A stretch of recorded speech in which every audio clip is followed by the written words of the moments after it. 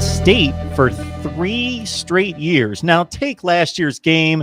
It took Ohio State bumbling around for the span of 5 or 6 minutes on offense to hand them the ball to keep them in the game or get them back in the game from 21-0 to 21-17. But Penn State played Ohio State closer than anyone in the regular season. But the 2 previous years, Penn State outplayed them for 55 minutes. Penn State and Michigan are basically the same teams in the same programs right now. They're both 8-12 every year in the rankings. They've swapped wins against each other, and they're basically both going 10-2. Generally, their records are almost mirror images of each other. Why is Ohio State having issues with Penn State and they are obliterating Michigan? I think Penn State has more talent, has a better talent base as well in recruiting base. And it comes down to recruiting. And James Franklin is the better recruiter. He's the more active staff. And I think that will continue to build. And you got to watch out. I don't think Michigan is the number 2 program in the Big Ten East. I think Penn State is. I think they've proven that. And I don't know that we're talking about what can Michigan do to keep up with Ohio State. Michigan has to worry about Penn State right now. Like Jim Harbaugh was able to move past Mark D'Antonio, which was a question mark for a while. But now, he's got to catch up with James Franklin. And I don't know if he can. I mean, you just watch him, and maybe this season, maybe this year will rejuvenate him and relight some fires. I'm sure it's going to do that for a lot of people because everybody's missing the sport right now, and I'm sure he missed his guys while everybody was away.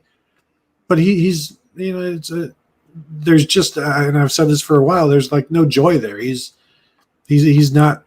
doesn't portray himself as being happy to be coaching football and to be coaching at Michigan, and his players don't look happy, and that's not a good place to be when you're just you've succumbed to the fact of where you are, rather than that has overcome your determination to make it something better than when it was when you arrived, or something better than it could be right now. And yeah, I'm sure he's trying to, but he could also try harder.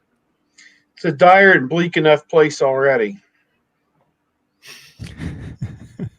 Back. So to back you up here, Tony, even though I framed them as equals, Penn State's 4.5 games better since 2016.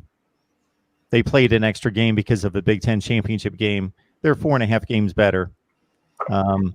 5 in the win column, 4 in the loss column. So doesn't sound like much, but over 4 years, that's going 10-2 instead of 9-3. And that's finishing 7th or 8th in the country versus finishing 14th or 15th in the country.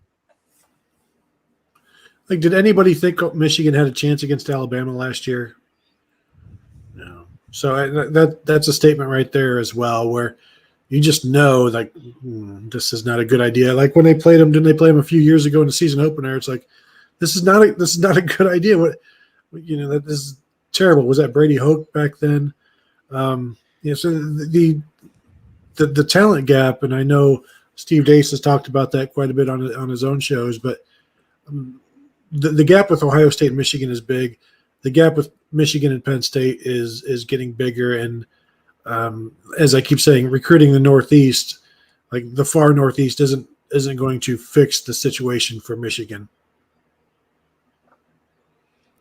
There you have it. Dale Sherm asking, does every major publication have Ohio State favored to win the Big Ten? Well, unlike last year, I believe so.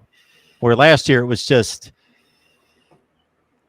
incomprehensible that Ohio State was given like a 7% chance to beat Michigan and win the Big Ten, or whatever the numbers were. It was just ludicrous. That with the college, I don't remember which national sports network it was, Mark. With their college, who could that have been? Who could that have been? Could have been anybody.